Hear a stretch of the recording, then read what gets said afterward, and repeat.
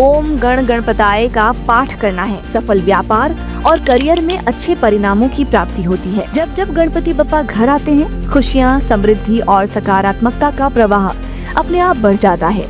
हर घर में खुशियों का दीप उजियाला। शास्त्रों में गणपति जी को बुद्धि के देवता माना गया है। गणेश जी का जन्म हुआ था। एक और छोटी सी रेमेडी आपसे शेयर करते हैं।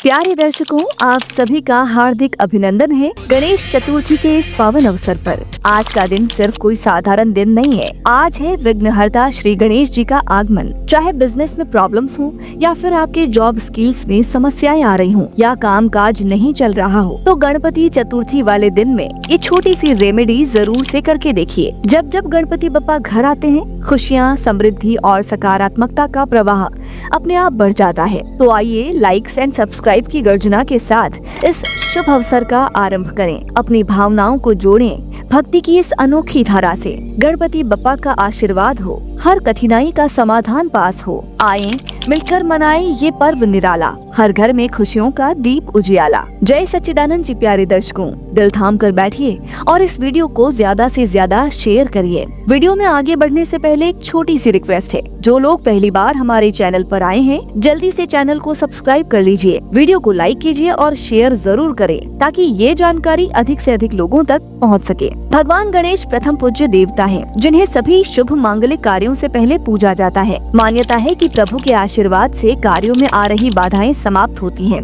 और उसके सफल होने की संभावनाएं कई गुना बढ़ जाती हैं। शास्त्रों में गणपति जी को बुद्धि के देवता माना गया है। उनकी कृपा से जातकों को सद्बुद्धि, सफल व्यापार और करियर में अच्छे परिणामों की प्राप्ति होती है। गणेश जी की असीम कृपा प्राप्ति के लिए भादो माह को सर्वश्रेष्ठ माना जाता है। दरअसल भाद्रपद मास के शुक्ल पक्ष की चतुर्थी तिथि पर गणेश चतुर्थी मनाई जाती है। इस दिन भगवान श्री गणेश का जन्म हुआ था, जिसके उपलक्ष्य में हर साल गणेश चतुर्थी का पर्व देश भर में मनाया जाता है। चलिए आपको बताते हैं कि चतुर्थी के पीछे का रहस्य, बप्पा को घर में रखने की अलग अलग परंपराएं और वीडियो के अंत में बताएंगे आपको सीक्रेट रेमेडी, जिसका आप सभी को बेसब्री से इंतजार है। प्रत्येक माह में 2 चतुर्थी होती है। इस तरह 24 चतुर्थी और प्रत्येक 3 वर्ष बाद अधिक मास की मिलाकर 26 चतुर्थी होती है। सभी चतुर्थी की महिमा और महत्व भी अलग अलग है। आइए जानते हैं कि चतुर्थी का रहस्य क्या है। पहले नंबर पे आती है विनायक चतुर्थी। विनायक चतुर्थी के दिन भगवान विनायक अर्थात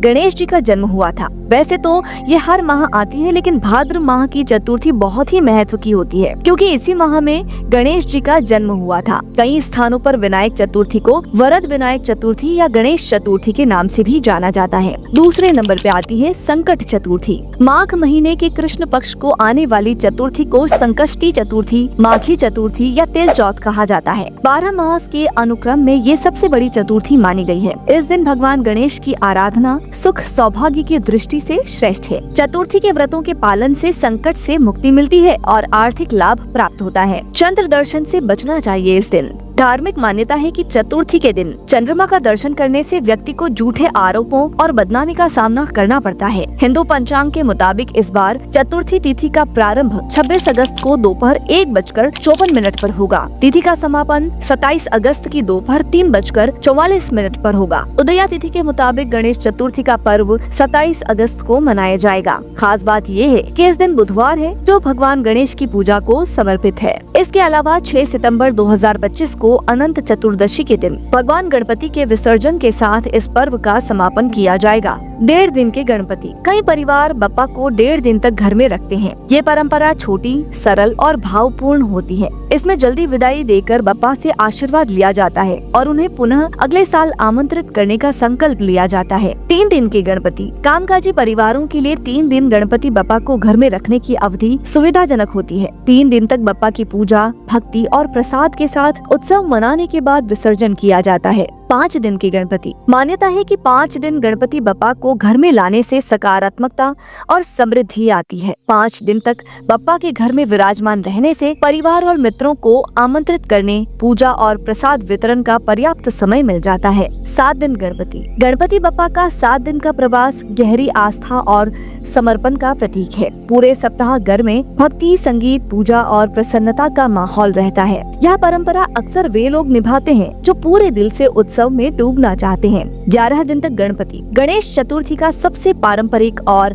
भव्य रूप 11 दिन गणपति है। 11 दिन तक घर और पांडालों में बप्पा का वास होता है। महाराष्ट्र और कई राज्यों में इसी परंपरा का पालन किया जाता है। अंतिम दिन अनंत चतुर्दशी पर विसर्जन से पहले पूरा समाज भक्ति, आनंद और एकता में सराबोर हो जाता है। चलिए तो बात करते हैं रेमेडीज यानी उपायों की, जिसका आप सभी को बेसब्री से इंतजार है। चाहे बिजनेस में प्रॉब्लम्स हो या फिर आपके जॉब स्किल्स में समस्याएं आ रही हैं या कामकाज नहीं चल रहा हो, तो गणपति चतुर्थी वाले दिन में ये छोटा सा उपाय जरूर करके देखिए। आपको सिंपल सी एक चीज करनी है। किसी भी मंदिर में जाना है। मंदिर में जाके आपको एक केले का पौधा मंदिर के प्रेमाइसिस के अंदर इस दिन लगा कर आना है। इस उपाय से 2 काम होंगे आपके। एक तो भगवान गणेश जी आपके सारे के सारे विघ्न, आपकी जो भी प्रॉब्लम्स है उनको हरेंगे, और दूसरा गुरु बृहस्पति देव आपके भाग्य को निखारने में मदद करेंगे।